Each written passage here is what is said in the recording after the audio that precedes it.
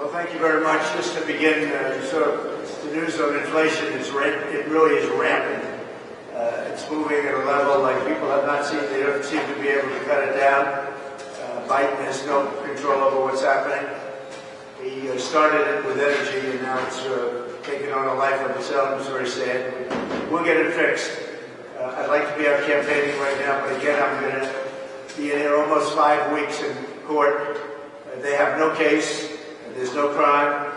Every single legal expert, and I can say this again and again, and every time they come out, maybe at some point they'll come out and say, oh, we found something. But every single legal expert, Andy McCarthy, Jonathan Turley, Mark Levin, every one of them, Greg Jarrett, these are great talents. These are actually very brilliant guys, and they're not necessarily on my side historically over the years.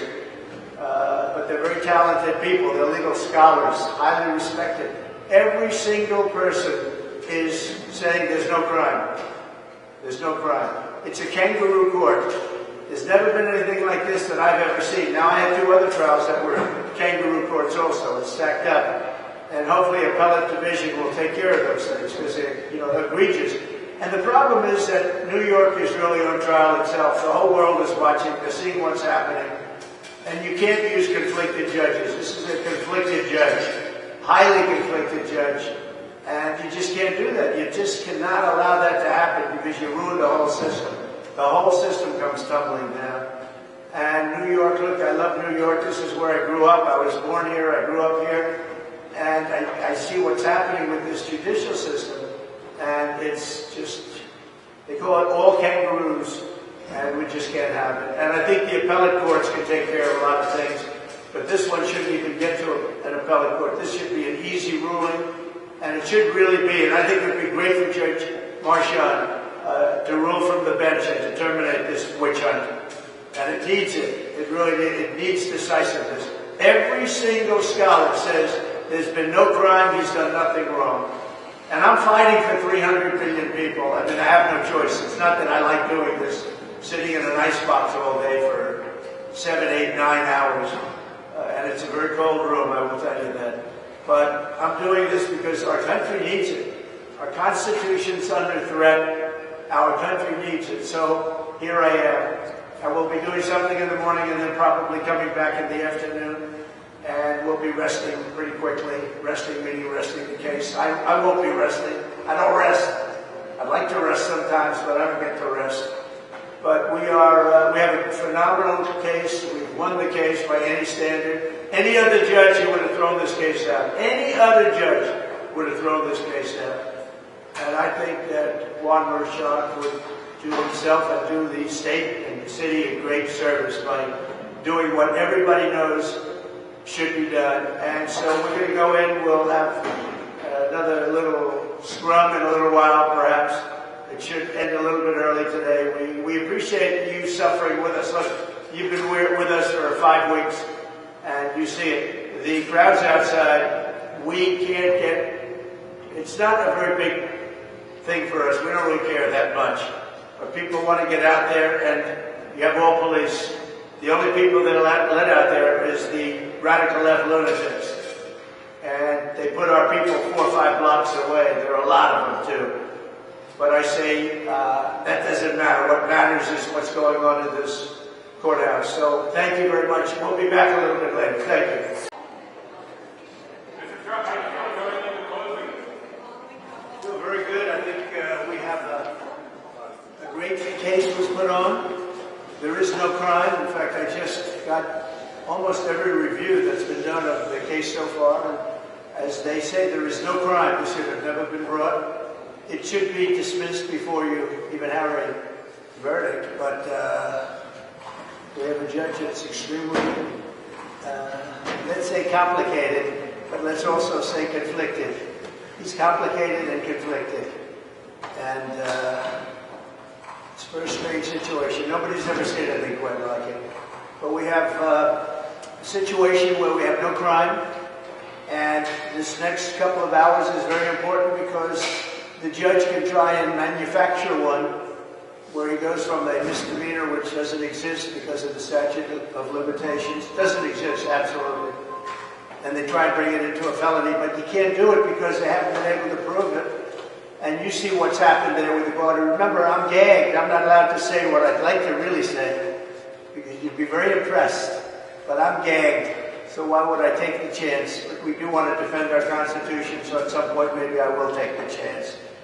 It's a very serious situation when a Republican nominee for president, the Republican nominee, somebody that won easily and quickly in record time, gets number one gagged, and number two is before a Democrat-appointed judge, and you're playing with fire like this. It's very sad.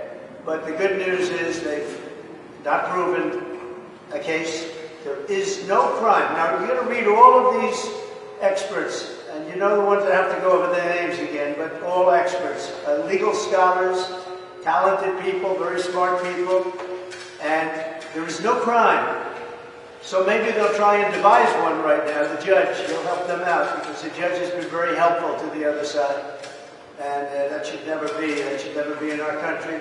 Now, on another note, Biden is releasing 1 million barrels of oil from the Northeast Reserve in a bid to lower prices at the pump just before the election, because he's unable to drill properly. So, and he's destroyed everything we had. We were energy independent. We were shortly going to be energy dominant.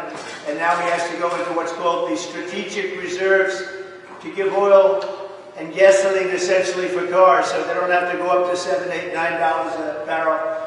By the way, if he ever got in again, you would be paying more than $10 a barrel. You better hope he doesn't get elected, those that drive cars. And by the way, and everybody else in our country. So this is a big story. Just came out. He's releasing 1 million barrels of oil and the strategic reserves. He's been doing this to keep the prices down, but the prices are now higher than they've been in a long time. They're very high. And so he's trying to stop that, because high gasoline prices are not good for elections if you're on his side of it. But nothing he's done has been good for elections. Everything he's done has been very bad for our country. And the border, I don't know if you've seen, but the border, record numbers of people from prisons, from jails, from mental institutions, terrorists, record numbers of people are pouring into our country. Numbers like we've never seen before are pouring in. We have an incompetent president, and we have to win. And as I've said, November 5th, the most important day in the history of our country. Thank you very much, everybody. Well, guys, I had to come down and witness the Bolshevik show trials for myself. What's going on here is an absolute farce, and anyone in America should be embarrassed at the absolute miscarriage of justice that we're seeing here. There's no crime. The only problem is the witnesses who are experts in these things aren't allowed to actually testify to that, because you have a rigged system. You have a judge whose daughter is making millions off of this very case. But you know what? That's not a problem in New York City. We're just going to allow it. When our defense goes after arguably the least credible witnesses in the history of, witnesses, you're not allowed to ask the damning questions of them. The star witness in this case is a 9 times convicted liar, and now an admitted thief. That is who they're hanging the entire case on. The other one happens to be a porn star. Not exactly the ultimate form of jurisprudence here. But that's what you have. And what it's doing is setting a disastrous precedent for our legal system, for justice in America. If it can happen to Donald Trump, and if they will try to do this to someone like Donald Trump, with a platform, hundreds of millions of followers, the ability to fight, they will do it to anyone. They have weaponized this system against their political enemies, and they've started to go down a very dangerous and a very slippery slope. This insanity cannot stand. This kind of bias cannot be allowed to happen in the United States of America or anywhere else. If this was going on right now in a third world banana republic, there would be people screaming about it. You people, the media, would be outraged. Instead, because I presume you're fine with whatever the results are as long as it's against Donald Trump, your silence is deafening and it's disgusting. This cannot stand, and it cannot allow to continue. Don, why'd you feel the need to come down here and negotiate? Because you have no choice. You know, again, I wasn't a political guy my whole life. I may have been a conservative. We used to change the skyline of this city. We built buildings. But once you get involved and you see the disasters created, especially by this current administration, you understand that you have to fight. You have to leave our country to our children in a way that they can recognize it. You have to fight for the freedoms that we have enjoyed our entire lives. They are all at risk right now. They are all on the table, and that's unacceptable. John, do you agree with your I just want to say, Matt Whitaker, former acting attorney general, equal protection under the law is a most fundamental bedrock constitutional principle of American jurisprudence. What I just saw in this courtroom is a complete miscarriage of justice. We cannot have judges who are wearing the same jersey as the prosecution and are not calling balls and strikes, but are intentionally preventing the defense from defending themselves.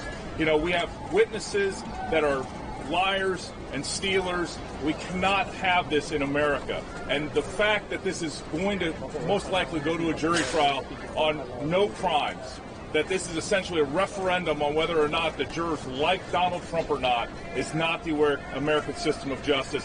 We demand better. New York City demands better. We have the most serious crisis at our border that's causing the most insecure terrorism situation since 9/11. We need to wake up to what's important in America, start paying attention to that. Pam? Thank you. Pam Bondi. Prior to being Attorney General of Florida, I was a career prosecutor for 18 years. I've prosecuted hundreds of jury trials in a courtroom very similar to the one today. Yet I've never seen anything like this. A judge is supposed to be a neutral arbiter of facts. First of all, this case was declined by many years from the Southern District of New York, by the Department of Justice, by multiple jurisdictions.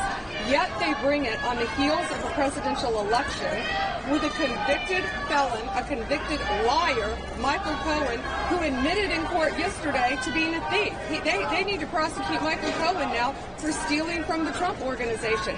I've truly never seen anything like this. That judge was sustaining the prosecution's objections, meaning agreeing with them before they could barely get the objection out of their mouth. Listen, all the rights here, I'm a prosecutor, former prosecutor. Yeah, all the rights here go to the defendant because it's his liberty at stake, and that has not been happening in this courtroom. So let's just pray that we have jurors that see through this. When Bob Costello was trying to answer questions on cross-examination today, the prosecutors were cutting him off. They didn't want him to tell the full truth. They only wanted to cherry-pick portions of his statements. They weren't letting him answer the question. Prosecutors want the truth out there. You want everything to be heard so the jurors can make a fair and reasonable decision. This case should have never, ever been brought. If I may, just the point that Don Jr. made, Sebastian Walker, former deputy to the president. What is Judge Merchan hiding? Here is a 28-page document from the Southern District of New York about what? Michael Cohen and why he is a criminal. This document was meant to be brought up in court. Judge Merchan suppressed it. This is from the Southern District. 28 pages on Michael Cohen being a perjurer and a criminal. What are you hiding, Judge Merchan? Is it perhaps the fact that your daughter has just made $93 million for the Democrat Party? President Trump has been gagged. He's the leader of the opposition. He is the only person who can replace the incumbent senile old man. And we know that this judge is working on behalf of the Democrats. Why are you hiding this document, Judge Merchan? I'm going to put it on the internet today. What are you hiding, Judge Merchan? Sorry. No. Dan Patrick, Lieutenant Governor of Texas. So why aren't you asking the question, when is Michael Cohen going to be indicted? He stole $60,000. Do your job. That should be the headline. Number two, Alvin Bragg should be indicted. He brought someone as a witness in a case with someone he knew had committed a crime. He should be indicted. So, headline, please. Where are you, Alvin Bragg? Who's going to indict him? Who's going to indict Michael Cohen? Look, we are here to defend our Constitution, our freedoms, and we're here because we are friends of Donald Trump, the President of the United States. And when a friend is trouble, friends have his back. The way he has been treated, you would see in Russia, you would see in China, you would see in North Korea, you would see in every little tin pot dictatorship across the world. And that's what we have here in New York, in America. If they can go after the former president of the United States of America, who has the ability and the financial resources to fight back, what happens to the average American? What happens to any of you? If the courts in New York come after any of you because of something you said, because you said something the ruling class didn't like. And that's what all these other countries are about. They shut down the ruling class. They want to be sure that anyone that speaks up against the ruling class disappears. They want Donald Trump to disappear. They want to send him to jail. They want to take him off the main stage because they know he's their biggest danger to taking the ruling class down. No, you know why? Donald Trump is not the ruling class. Donald Trump is for every New Yorker. He's for every Texan, every state. Donald Trump has put his whole life on the line. His whole life on the line for the American people. When he came down that escalator, he probably had no idea that he was going to be called to be the man in the gap to stand up for Americans. And he's standing up for you, even if you don't know it. I don't know who's next. Would a member of the ruling class be facing 730 years in prison? What a pathetic question. 730 years in prison, and he's a member of the elite? That's pathetic. You're not a journalist. So I want to say, as a former attorney general, as my previous job, and now as U.S. Senator Eric Schmidt from Missouri, I can tell you these charges should have never been brought. There's no crime. The only crime that's been unveiled through this, Soviet-style show trial is Michael Cohen, who stole money, admitted it on the stand. This is the star witness. This is the witness upon which this entire case stands. And as a legal matter, this case is a total joke. In a broader sense, you want to talk about threats to democracy? That's what this is across the street. The idea that the Democrats not only try to keep him off the ballot, Donald Trump, but now throw him in jail for the rest of his life because they know he's going to win in November. And the only way they think they can get after it is this unprecedented lawfare. We have never, ladies and gentlemen, we've never seen anything like this in this country. So I know this can kind of be normalized as you've been covering it. This is outrageous. If this were happening in any country, any other country, our State Department will be warning people not to go to that country because it's a banana republic. And more broadly speaking, let me just say this. From a political perspective, the American people see what's happening. This has added jet fuel to his campaign. You want to know why he's rising in the polls? Because the American people understand the injustice that's happening, and they don't want to see their country turn into a banana republic. I'm Ronnie Jackson from Texas, and I just want to say real quick, make no mistake about this, we all know this. These corrupt prosecutors and this corrupt judge are nothing more than puppets of the Biden administration and the Biden DOJ right now. You know what? It's a shame. They will do anything. They will lie. They will cheat. They will steal. They will do anything to keep him from becoming president again. They fear Donald Trump. They fear Donald Trump. And they fear what's going to happen if he becomes president again. And I tell you, they should fear, because he started draining the swamp. He's going to keep draining it again. And all of these people are representative of the swamp. The sad thing is today, Lady Justice in the city of New York no longer wears a blindfold. She's wearing the Michael Cohen T-shirt with President Trump. That's how disgusting this has got to be right now. And it was mentioned before, this is not the kind of stuff that happens in the United States of America. This is Soviet-era stuff right here. Everybody out here, I don't care what side of the aisle you're on, if you're Republican or you're Democrat, I don't care what your political leanings are, you better look at what's happening right here in New York, and it better scare the hell out of you, because they'll come for you next. Next up. I'm Representative Salazar. Probably am the only member of this group that can speak in both languages, so I'm going to do that in Spanish when we finish. And I have a few remarks that I think are going to be very interesting to all of you. I represent District Number 27 in Florida, a bastion of the ultimate melting pot in the United States. And I just want to make very clear that I am here of my own volition. I am not on the list of the favorites. I am not looking for a job, and I paid for my own way. To make sure. And the only reason why I'm here is because thousands of my constituents back in Miami are terrified when the courts in this country are used as weapons to crush our political enemies. Regardless of what you think of Donald Trump, regardless of what you think of him, regardless of what you feel about him, regardless whether you're going to vote for him or not in November, Donald Trump is not the only one going through trial. We all are. And I'm not sure if you know that, but that's the truth. Trump may be the one on the stand today, But the same forces that are manipulating the court system against him today will be after you tomorrow if we do not stop this political cycle circus that we are facing right now. The empirical evidence is overwhelming. And why do I say that? How come a person is being charged and we do not know the charges that are against him are clearly defined? That is all political. That happens in Cuba and Venezuela, not in the United States.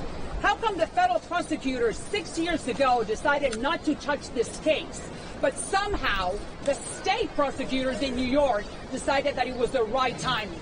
Because it's all political. Why there are no audio recordings? Don't you guys want to hear what's happening? How come there are no cameras in the courtroom? Why is that? Because it's all political. You know what? My parents are Cuban Americans. They are political refugees. They came from Cuba 60 years ago. And political trials happen in banana republics. In banana republics, not in the United States of America.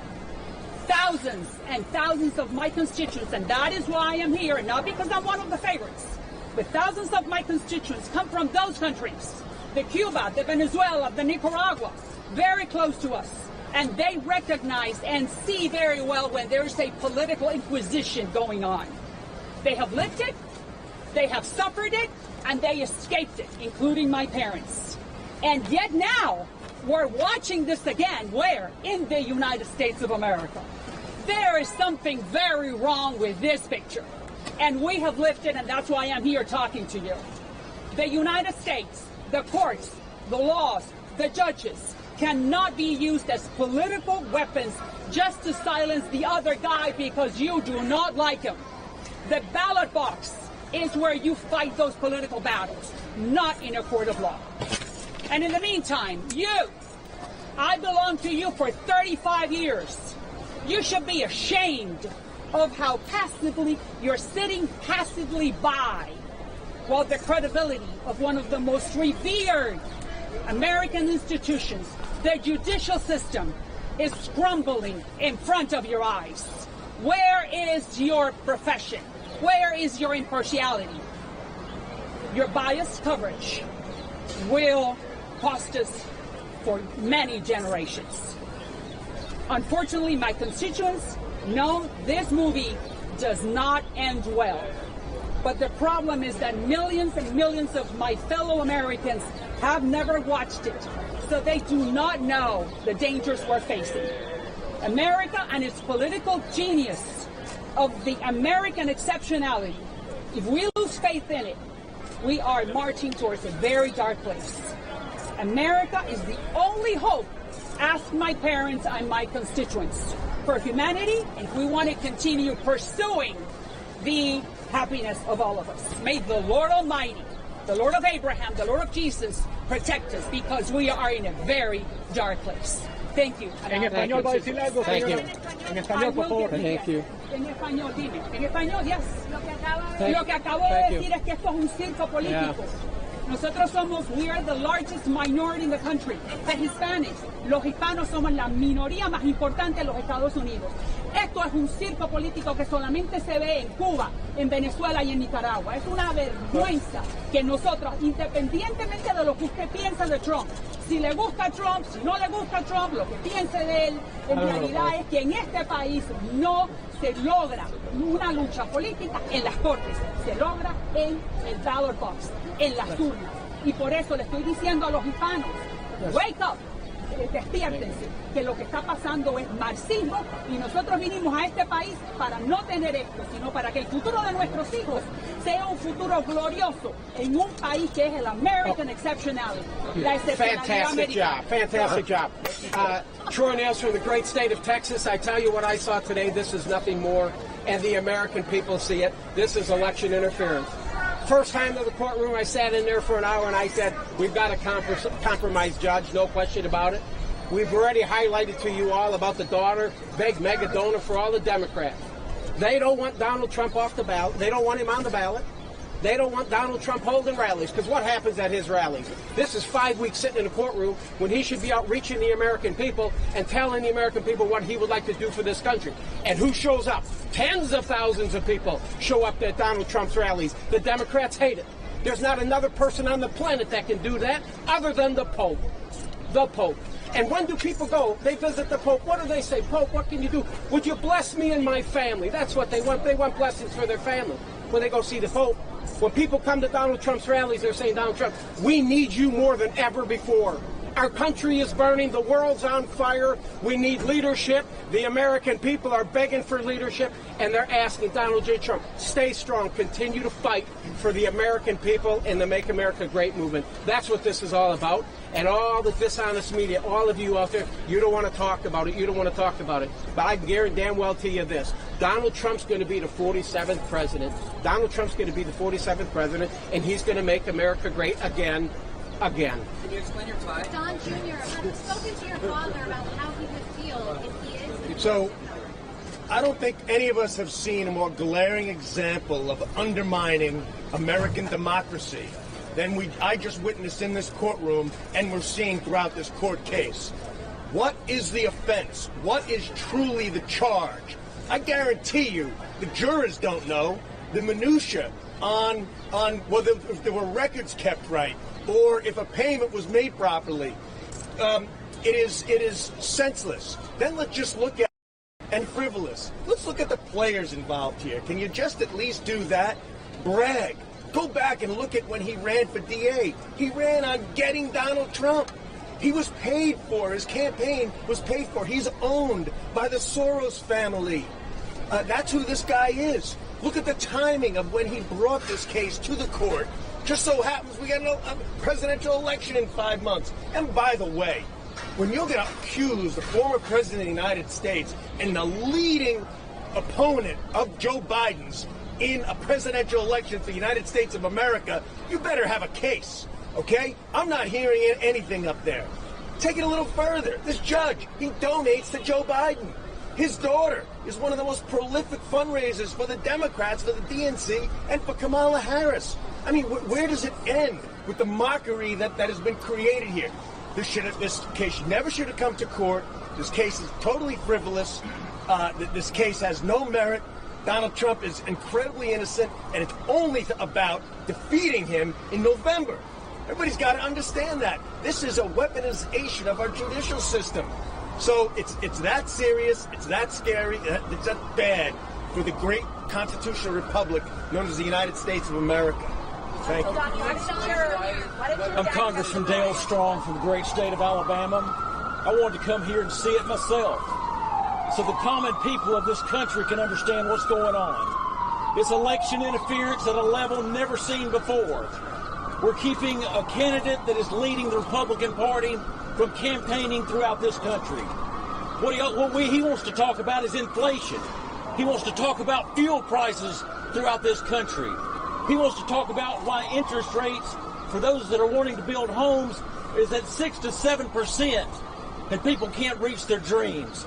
Let's just put it what it is. This is election interference at the highest level so that this candidate cannot tell his story throughout this country. But I'm going to tell you right now, the American people see right through it. I'm proud to be here with Don Jr., Pam Bondi, members of Congress, Senate, my man right here. And I'm telling you right now, this is the worst thing I've ever seen. I saw it in person today. It shouldn't be happening. And America's going to see right through it. No, let's answer that real quick. No, he didn't ask me to come here.